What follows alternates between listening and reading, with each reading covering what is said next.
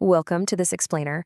Okay, did you know that just clicking cancel on your Peloton app might not actually stop you from being billed? Seriously. Today, we're tackling the often frustrating multi-platform maze of finally breaking up with your Peloton subscription. Let's get right into it. So whether you're looking to save some cash or maybe you just want to switch up your fitness routine, you are definitely not alone here. You see, the consumer-connected fitness market relies heavily on this hybrid system of physical hardware and digital software subscriptions. And honestly, that makes untangling yourself a bit trickier than just clicking a single button. Now, this brings us to the absolute golden rule for today. Are you ready? You must cancel exactly where you subscribed. Why? Well, because the hardware and the software are billed completely separately. It's like two different worlds. So many people just assume that canceling their Peloton app magically stops their monthly hardware loan payments. Let me emphasize this right now. These are entirely independent agreements. So here's our roadmap for today. We're going to cover 1. The cancellation maze. 2. Accessing your subscription.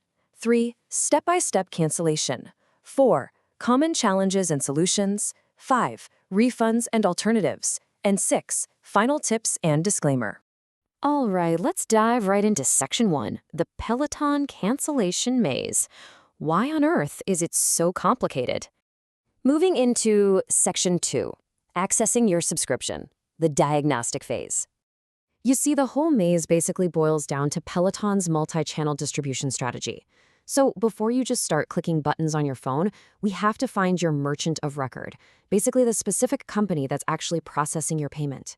If you try to say cancel a Roku Build subscription directly on the Peloton website, the system is literally just going to block you.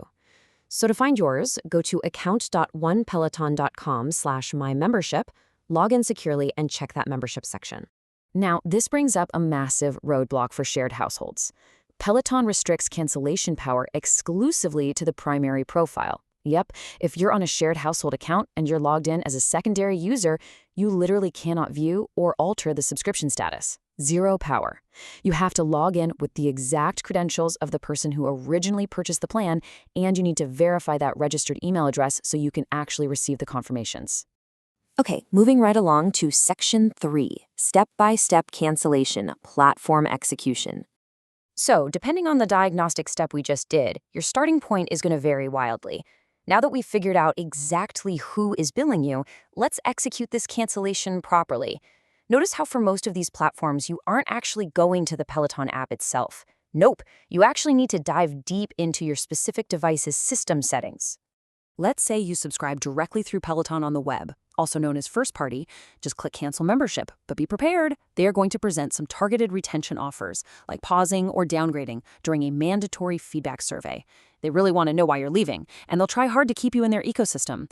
Just click through the survey, select your reasons, and double, triple check that you actually hit that final confirmation button. Now, if you cancel through a third-party app store, like Apple or Google, it's a bit different. You actually completely bypass Peloton's retention screens for a much faster, standard deactivation flow.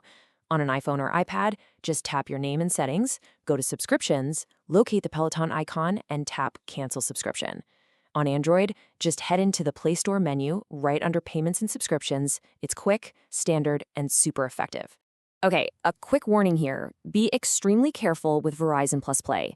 They have a very strict one-strike policy, meaning if you cancel there, you are permanently barred from resubscribing through that specific portal, ever again.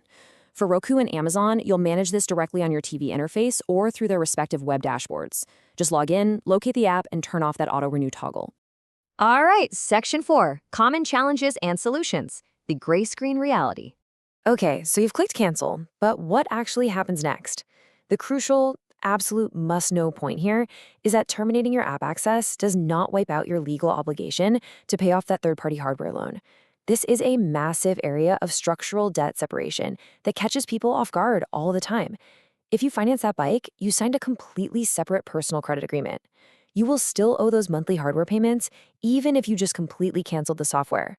Hardware owners, listen up. Be prepared for the gray screen reality.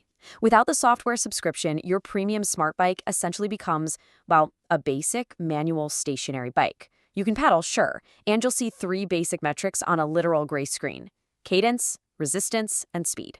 That's it. All the smart features, the leaderboards, the recorded classes, they just vanish. Meanwhile, if you're an app-only user, you'll just lose all access to the app interface as soon as your current billing cycle ends.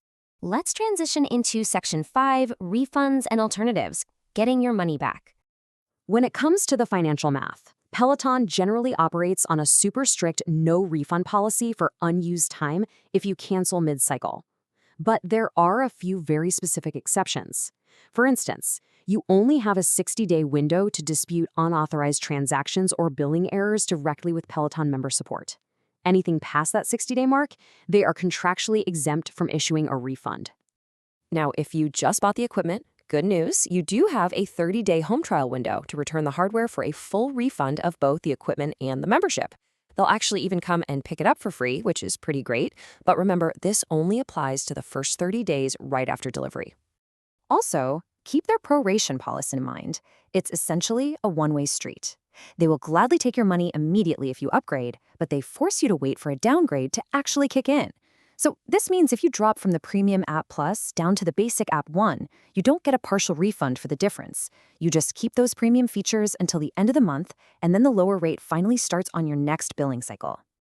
Which brings us to our final part today, Section 6, Final Tips and Disclaimer. Wrapping up.